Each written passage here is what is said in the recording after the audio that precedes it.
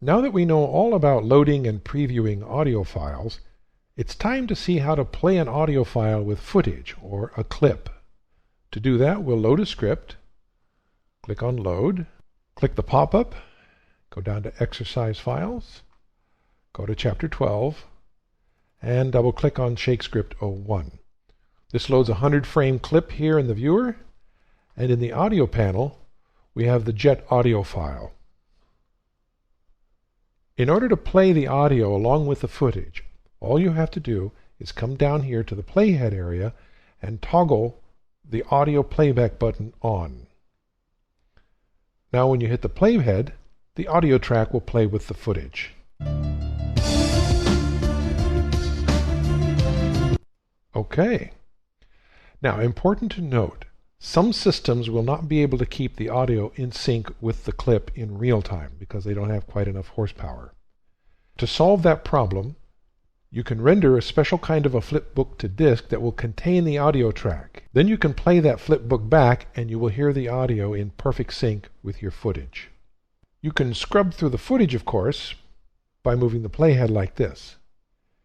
If you want to hear the audio track at the same time, hold down either the Control or the Command keys while you scrub. Not sure how much good that'll do you, but you can do that. If you want to adjust the loudness of an audio track, just come down here to the track gain. And you can set the track gain, give it a number like 10, and it'll get louder. Give it a number like -10, it'll get quieter. And this is a per track adjustment. So each track up here in the audio list has its own track gain adjustment. The master gain affects the overall volume of the final mixed track. The playback percent is a speed up and a slow down in case you need to adjust the speed to work with your footage. For example, this is how it sounds now.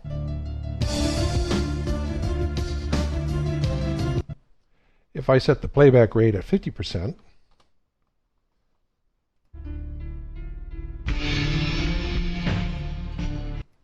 a lot slower. Next, let's see how to view our audio waveforms. We view the audio channel waveforms in the Curve Editor. Click on the Curve Editor tab, come down here to the Drawing of Audio Waveforms button and toggle that on.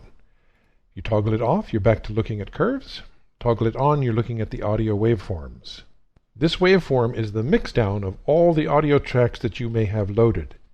If you want to see just one audio track, then you go back to the audio panel and use your solo or mute buttons.